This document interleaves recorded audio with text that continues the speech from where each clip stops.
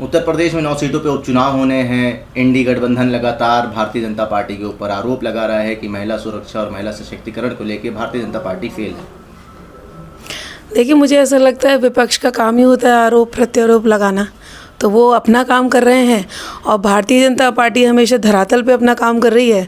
Bharatiya Janata party अपना काम कर रही है।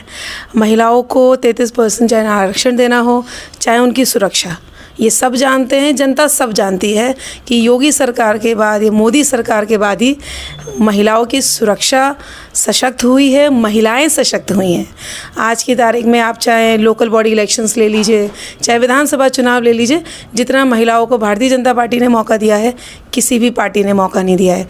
मैं एक छोटे शहर से बिलोंग करती हूँ, पीलीभीत, और बरेली आसपास हमारा क्षेत्र है।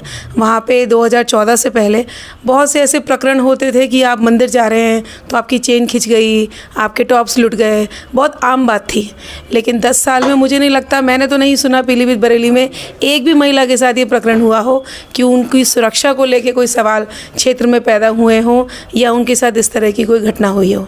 और ये शायद मुझे लगता है विपक्ष भी बहुत अच्छे से जानता है, तो उनके पास और कुछ कहने को तो अब है नहीं, तो बस आरोप लगा लो ताकि हमें कुछ मिल पाए।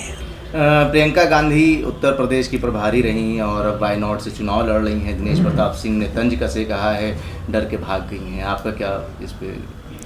जी देखिए, फिर मैं वही बात कहूँगी, अब एक सोशल मीडिया पे एक मैसेज भी वायरल हो रहा है कि कितनी टैक्स की चोरी प्रियंका गांधी जी के द्वारा है, कितनी उनके हस्बैंड के द्वारा है, तो ये सब जानते हैं। इन बातों में मुझे नहीं लगता कोई विशेष दम है।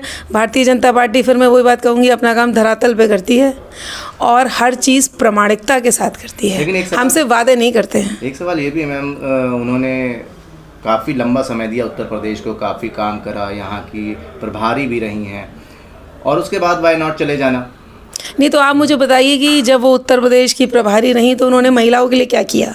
हमने सबसे पहले बेटी बचाओ बेटी पढ़ाओ भारतीय जनता पार्टी लाई, सुकन्या सुमंगला योजना, बच्ची गर्भ में आने से, बच्ची के पैदा होने से, उसका टीकाकरण से, उसकी शिक्षा से, उसकी शादी से, उसके परिवार पालन से, उसके वृद्ध होने तक हर फेज़ जो एक महिला या एक पुरुष के जीवन में आता है, उसके बारे में योजना लाना, उसको धरातल पे उतारने का काम किसी ने किया तो उसे भारतीय जनता पार्टी ने किया है। आप मुझे बताइए किस और पार्टी ने इतना सोचा कि हम तो बेटियों को गर्भ में ही मार देते थे?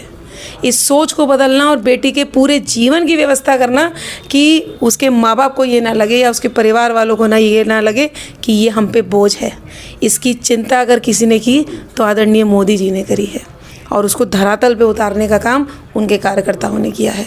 सिर्फ कहीं के प्रभारी होना और सिर्फ अपना भाषण दे देना से लोगों के जनहित में काम नहीं होता है, उसको आपको बेस तक लाना होता है, एक एक व्यक्ति तक उसको पहुंचाना होता है। तो बस वही काम भारतीय जनता पार्टी कर रही है।